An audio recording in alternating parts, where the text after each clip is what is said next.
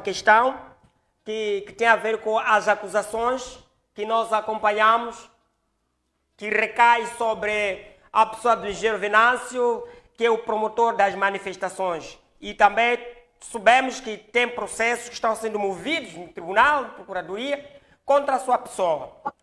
Como que este processo está a andar? Seja bem-vindo, senhor presidente. Boa tarde. Boa tarde, não sei se consegue me ouvir, Sismo.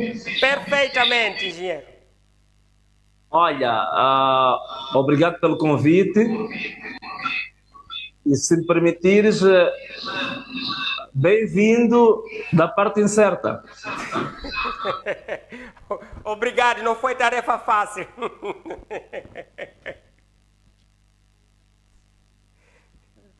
Nós Muito que, bem, agradecemos Sismo, por, nós que agradecemos por ter aceito este convite.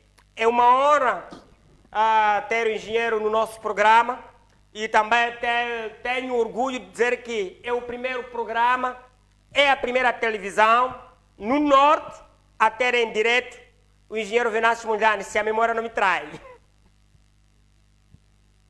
Muito obrigado também. E se me permitires uma pequena nota, queria também, neste novo ano de 2026, desejar-te muitas felicidades, muitas bênçãos de Deus e que continues firme no teu trabalho, porque estás a fazer um trabalho muito notável de informação, de formação, de orientação, e que é um exemplo para o país. Então eu queria dar-te a maior força, encorajar-te e seguidores da vossa televisão. Muito obrigado, engenheiro. Ah, nesta nossa conversa, primeiro mês queremos saudar e encorajar de forma calorosa a iniciativa que tiveram de criar um partido, uma vez que a nossa Constituição permite que haja mais partidos. Então, é a demonstração clara da existência da democracia, não é? Claro que sem a democracia não haveria espaço de criação de um outro partido, né? Sem dúvida, sem dúvida. Olha, Sim, foi uma luta titânica até chegarmos aqui, como toda a gente sabe que não foi nada fácil. Aquilo que era o prazo normal para aprovação de um partido, para o nosso caso, penso que foi multiplicado por 3. A luta foi muito grande, mas com persistência e, sobretudo, com o apoio deste maravilhoso, fantástico povo de Moçambique, muito aguerrido, acabamos tendo esta vitória. Mas ainda é o primeiro passo, ainda temos muitas etapas que vêm aí à frente, que esperamos que também possamos ter, como sempre, o apoio do povo, que para nós é a maior força, é o nosso verdadeiro pilar. E até aproveito de dizer já agora que nós vamos ter a nossa convenção, né, o primeiro congresso, na linguagem de alguns, aí é Nampula, não é? Vamos, em junho de 2026, vamos ter a primeira convenção, ou o primeiro congresso da Namola, exatamente em Nampula. opa, muito obrigado. Esta é uma notícia boa para Nampula, vai colher o Congresso. Aliás, Nampula é sempre uma província abençoada, sempre colheu o Congresso. Já colheu o Congresso do MDM, já teve da Renamo e agora de Ana Mola já em junho. Opa! Muito obrigado. Nós estaremos aqui para fazer cobertura. É verdade. Sim, engenheiro. Para hoje nós convidamos a Vossa Excelência por termos tomado conhecimento de uma iniciativa que veio de lá, na qual visa o apoio à família do Chisal. Chisal, que foi um jornalista, um ativista social, acima de tudo, lutou bastante e deu-se como desaparecido. Desde lá até hoje, nunca voltamos a ter a oportunidade de ouvir a sua voz nem ver a sua cara. A não ser que agora são 13h46, se calhar 13h47, alguém nos diga que Chisal está aqui, porque nem o corpo a família não teve. Mas, no entanto, a notícia que nos chega é que houve uma iniciativa na qual a família vai beneficiar-se de um apoio. Esta iniciativa vem do partido Anamola ou vem do engenheiro Venâncio Mondlane? Muito obrigado, Sismo. Esta iniciativa é uma iniciativa do partido Anamola, tanto mais que nós temos uma certa história, não é? E, para dizer a verdade, foi uma espécie de reposição da justiça. Porque talvez muita gente não tenha conhecimento, mas o Arlindo Chisal, ele vem trabalhando conosco já há bastante tempo. Ainda estávamos na RENAM, portanto, ele era assessor de comunicação no município de Nacala Porto. Já nessa altura, estou a falar por aí por volta dos anos 2022, ele já nessa altura já colaborava comigo diretamente, sobretudo num pequeno projeto que nós tínhamos que chamávamos de guerrilha eletrónica. Portanto, era um conjunto de jornalistas, redatores, em que nós preparávamos artigos de opinião e fazíamos análise de informação política. Ele fazia parte desse grupo já em 2022. Em 2023, ele deu muito apoio quando eu concorri para as eleições autárquicas na cidade de Maputo. E foi uma peça-chave durante aquelas primeiras grandes manifestações que foram feitas depois dos resultados das autarquias, que foram mais ou menos cerca de 45 dias de marchas na cidade de Maputo. Ele foi fundamental, porque ajudava a fazer os textos, a fazer a estratégia. E em 2024, quando nós tivemos a parceria com a CAD, ele foi um dos primeiros técnicos qualificados que trabalhou comigo e com todos os outros no projeto da CAD. E esteve em todo o projeto da CAD e sempre, digamos, ligado a esta área da comunicação, a área da estratégia eleitoral. Como o Sismo deve saber, foi das pessoas que mais educou os moçambicanos relativamente à questão dos esquemas da fraude eleitoral. Ele tinha umas lives que fazia, que dava lições, várias lições sobre a fraude, as lições sobre o processo eleitoral. Portanto, ele fazia um trabalho espetacular, que agora é um grande déficit, que é o trabalho da educação eleitoral, com linguagem simples, com uma linguagem que qualquer pessoa podia entender. Portanto, era um homem fantástico, um homem de causas, e ele realmente foi até o fim a defender a sua causa. Ele teve vários episódios antes, já esteve detido, já foi agredido até fisicamente várias vezes por estas pessoas que são inimigas da liberdade e da imprensa. Portanto, mas ele nunca vergou, ele lutou até o fim. Infelizmente, esse desaparecimento que ele teve, já tinha tido várias ameaças, é um dos processos que nós estamos a seguir, a par do processo de Elvino Dias, a par do processo do Mano Chotas, já vemos seguido. Portanto, quando nós fizemos o nosso Conselho Nacional na cidade da Beira, em setembro do ano passado, nós fizemos uma homenagem ao Arlindo Chisal. Atribuímos, inclusivamente, um diploma à família, que reconhecíamos o trabalho inestimável que ele fez, tanto para o surgimento da Anamola, assim como para a democracia e para a liberdade de imprensa no geral. Infelizmente, nessa altura, nós só tínhamos feito o reconhecimento público das qualidades dele, mas não tínhamos avançado ainda com um apoio em concreto para a família. E desta vez o Partido da Anamola decidiu que era preciso fazer alguma coisa mais do que isso. Neste momento nós sabemos que ele tem 5 filhos, dos quais 2 filhos estão com a esposa em Nampula, e 3 filhos estão com o avô paterno em Cabo Delgado.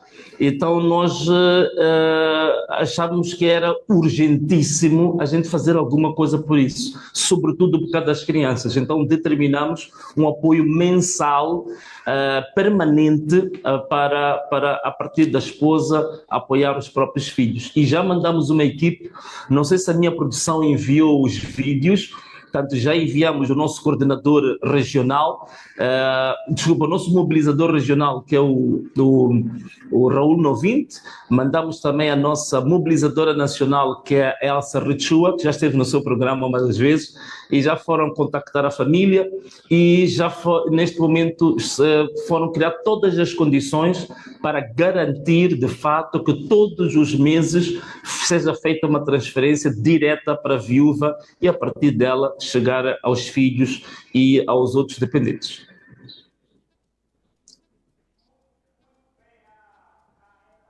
Não sei se ainda estamos em linha, Sismo. Houve uma queda? Então, eu estava a dizer que com essa explanação deu para responder muitas questões que eu já tinha aqui preparado. Mas, bom, se formos a ver que durante as manifestações de 2024, naquela altura em que o engenheiro Venâncio Mondlane esteve com a CAD, também há pessoas que estiveram envolvidas que também perderam vida, perderam seus bens, deixaram órfãos e viúvas, tanto como viúvos. E será que também está sendo feito um trabalho para as pessoas que de alguma forma perderam a vida, perderam seus familiares e que estiveram diretamente envolvidas em atividades políticas? Sim, Sismo, nós neste momento, estes são alguns casos que nós, digamos assim, partilhamos com o público, não é? Mas neste momento nós temos um departamento que é um departamento chamado Assuntos Sociais, Religiosos e Solidariedade. Esse departamento, a coordenadora está a viver na Suécia. É um departamento onde estão pessoas muito conhecidas, como o Nicotina, não é? Que está aí, está também uma influenciadora muito famosa nas redes sociais, que é a Tânia Mar, está a Mana Venância, está a Amina, que são pessoas muito influentes nas redes sociais. Eles estão nesse departamento de assuntos sociais. Esse departamento fez um mapeamento de pessoas que foram vítimas durante este processo das manifestações, eu digo vítimas mesmo, e nós temos dado assistência, não só assistência em termos financeira, onde podemos, não temos capacidade para toda a gente, mas sobretudo assistência médica. Havia um grupo de senhoras, durante o período, digamos, dos protestos, que se chamou de Mães Solidárias. É um conjunto de senhoras que se juntaram, fizeram uma rede a nível nacional, senhoras que visitavam as pessoas detidas, visitavam as pessoas hospitalizadas e os que estavam em casa também, que precisavam de tratamento. Essas senhoras, as Mães Solidárias, que era um grupo nacional, a coordenadora das Mães Solidárias agora é a líder da organização social da Ana Mola ligada à mulher, que chama-se AMA, que é a Aliança Mulher Ana Mola. Então, o que nós fizemos? A base de dados que ela tinha, quando estava nas Mães Solidárias, nós estamos a usar essa mesma base de dados, que é para continuar a dar aquele mesmo apoio que as Mães Solidárias deram durante um ano inteiro. Então, nós temos dado assistência. No Natal, por exemplo, penso que na nossa página deve estar presente, nós fizemos o Natal só com vítimas das manifestações. Portanto, nós fizemos o Natal, estavam lá, se não estou em erro, mais ou menos um pouco mais de 100 e tal vítimas das manifestações, que são as pessoas que nós temos acompanhado. Agora, nós sabemos que de uma forma geral no país, as vítimas foram muito mais do que aquilo que a gente pode, a gente tem capacidade limitada, mas quando nós passamos estes exemplos, né, estes casos que nós partilhamos com o público, também é para incentivar outras pessoas de boa vontade, empresários, pessoas que tenham bom coração, pessoas realmente que tenham amor ao próximo, também para fazer o mesmo. A Ana Mola não vai poder, não tem capacidade financeira de apoiar todas as vítimas. Estamos a falar de vítimas mortais, os números oficiais indicam que são mais ou menos 400 pessoas, mas a verdade são muito mais do que 3.000 pessoas que foram assassinadas em Moçambique. Temos cerca de próximo de 3.000 pessoas que até hoje, algumas delas vivem com balas dentro do próprio corpo, outras têm braços amputados, pernas amputadas, portanto, têm defeitos irreversíveis na sua vida, e ainda temos cerca de 3.000 pessoas que estão detidas, estão nas cadeias. Então, veja, é muita gente e nós não temos capacidade financeira para abranger a todos. Então, o que é que nós fazemos? Onde a nossa capacidade financeira humana pode chegar, nós partilhamos com o público para servir de exemplo, para inspirar outras pessoas. Mas o nosso departamento tem feito um trabalho desses, tem feito muitos apelos para que as pessoas possam aderir a essa causa, possam ajudar, possam se aproximar, possam dar o seu apoio. E eu também aproveito esse espaço privilegiado, sei que tens muitos seguidores, é um programa que muita gente gosta de acompanhar, para exatamente também fazer esse apelo a todo o povo moçambicano. Você sempre tem um vizinho, você sempre tem alguém conhecido que foi vítima. Nós estaríamos profundamente agradecidos se também pudesse se juntar a esse esforço, que a Ana Mola está a fazer um esforço, digamos, na nossa dimensão, né, na nossa medida, mas eu gostava de convidar empresários, pessoas de boa vontade, pessoas de boa fé, pessoas de bom coração, para que também comecem neste momento a ter foco na solidariedade com muita gente que ainda está a sofrer até hoje, que foi vítima. Eu digo que foi vítima mesmo da violência policial. E volto a repetir uma coisa. As manifestações que aconteceram em Moçambique foram manifestações legítimas. As manifestações que aconteceram em Moçambique foram manifestações constitucionais. A Constituição da República tem esse direito. Foram manifestações motivadas por protestar contra roubo de votos, por protestar contra injustiças. E isso ninguém é culpado, ninguém pode ser condenado à morte por fazer um grito de socorro, por estar a sofrer. Portanto, é um direito legítimo de qualquer ser humano. O que acontece, há pessoas em particular que deram ordens à polícia para assassinar essas pessoas. É por isso, mesmo neste momento que estou a falar consigo, Sismo, há pessoas em Moçambique que já têm processos no Tribunal Penal Internacional. E nós já partilhamos isso. Um deles é o ex-comandante-geral da Polícia, Bernardino Rafael, o antigo presidente da República, Filipe Jacinto Nunes, o antigo ministro do Interior. Todos estes já têm processos, foram movidos por nós e algumas organizações da sociedade civil no Tribunal Penal Internacional. Portanto, pode levar o tempo que levar. Esta gente, tarde ou cedo, eles vão pagar por todo o sangue que eles derramaram. Não existe ninguém, mesmo que seja um descrente, que não acredite que Deus exista, mas não existe ninguém, nenhum ser mortal que vai derramar sangue de um outro ser humano e ficar impune para sempre. Não existe. A justiça vai ser feita. É uma questão de tempo, mas vai ser feita. Vai ser feita. Nós temos visto pelo mundo muitos ditadores que ficaram 30, 40, 50 anos impunes, mas depois, quando a justiça chegou, foi uma vergonha a forma como eles terminaram. E muitos que mandaram assassinar pessoas em Moçambique, vai chegar o tempo da justiça deles. É uma questão de tempo. Podem fazer festa, se alegrar, que nem aqueles que foram fazer festa no Dubai e exibir, quando o povo está a sofrer, o povo está em cheias, o povo está com fome, o povo está na miséria. Há dirigentes nossos que estão a exibir fotografias e vídeos ímpios, que estão numa boa, a curtir em Dubai, em iates, vida de luxo, e um povo na miséria aqui. Então, mas isso tudo, eu garanto, eu sou uma pessoa crente, eu tenho certeza absoluta que nós devemos de ver essas pessoas um dia super arrependidas, de braços atados atrás das costas, num banco dos réus, a responder. Se não for em Moçambique, há de ser em algum sítio fora, talvez no tribunal de Haia, mas vão responder. O sangue dos moçambicanos que foi derramado durante 2024 não vai ficar impune. Há de haver pessoas que vão responder por cada gota de sangue que caiu na terra. Eles não vão escapar dessa, não tem escapatória, é uma questão de tempo.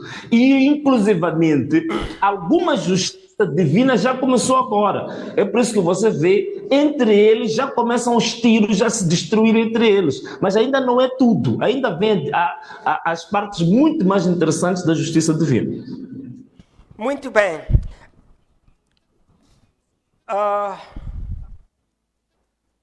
Sim, engenheiro, boa pergunta, Sismo. Bom, eu fui acusado de 5 crimes, né? Incluindo crimes até de terrorismo, de incitação ao terrorismo. Mas, primeiro, antes de falar dos aspectos legais, eu gostava de falar de aspectos, digamos, sociais, psicológicos, até posso dizer da minha própria fé. Eu estou muito tranquilo em relação a esses processos por uma razão muito simples.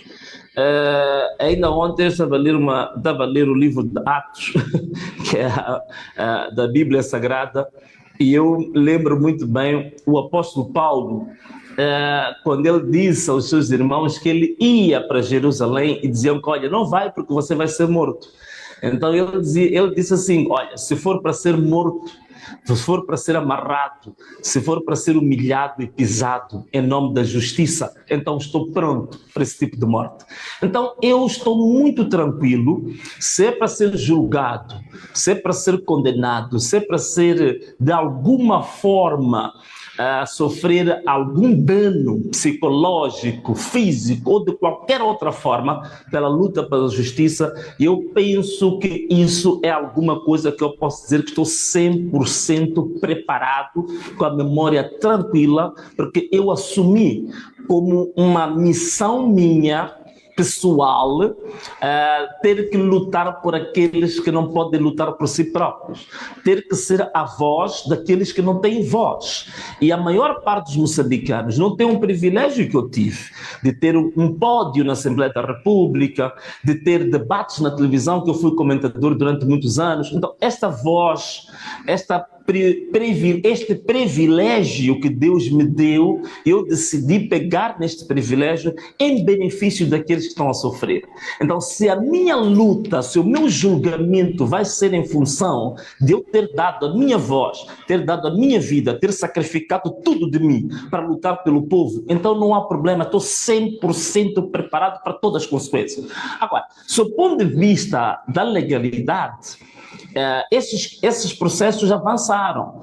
Portanto, eu tive 2 audições, uma que durou cerca de 10 horas de tempo, a segunda durou mais ou menos 2 a 4 horas, e foi deduzida a acusação. Isto é, eles já formalmente me acusaram dos 5 crimes, o processo existe, agora estou à espera de ser chamado para o tribunal. E estou pronto para ir ao tribunal. Infelizmente, tenho uma equipa de advogados moçambicanos, mas também houve advogados que se ofereceram de Angola, de Portugal, do Brasil, para dar suporte aos advogados moçambicanos que estarão no tribunal. Então, tenho uma equipa muito vasta de pessoas voluntárias, acredita, não cobraram um único metical para uma causa destas que pode dar prisão maior.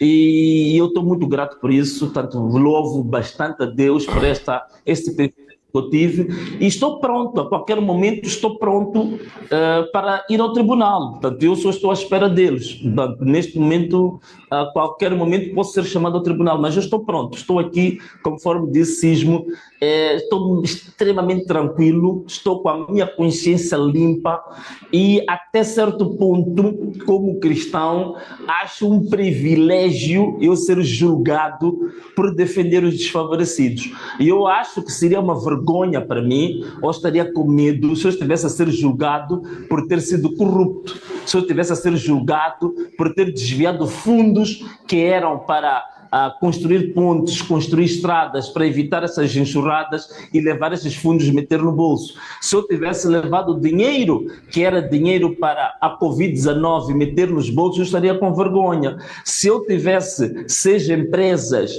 e dessas 6 empresas, nenhuma delas pagar impostos, fazer fuga ao fisco, eu estaria com vergonha. Se eu tivesse neste por detrás de uma quadrilha que se chama Esquadrões da Morte, que anda a assassinar pessoas, e fosse julgado por isso, eu estaria com vergonha. Se eu desviasse dinheiro que era para melhorar a educação das nossas crianças, e as crianças hoje estão a estudar no chão, em condições deploráveis, porque há pessoas corruptas que roubam dinheiro da educação, se fosse por isso, eu estaria com vergonha. Mas se o meu julgamento é exatamente porque estou a lutar, porque este povo merece melhor, porque eu acredito que o nosso país, Moçambique, tem todas as condições para estar entre as 50 melhores nações do mundo. E essa luta que eu quero fazer, que é para exatamente os recursos deste país serem distribuídos exatamente pelos donos dos recursos, que são os moçambicanos, melhorar a vida dos moçambicanos, haver liberdade de imprensa, liberdade de expressão, haver um país verdadeiramente democrático, sem perseguições, com segurança. Se é esta luta que está a levar ao tribunal, se é esta luta que está a levar ao julgamento, então eu acho que é um julgamento até certo ponto que é um privilégio. É um julgamento que vai cair de forma muito tranquila e estarei feliz de estar sentado nos bancos dos réus, mas nos bancos dos réus em nome da verdade, em nome da justiça e em nome do povo.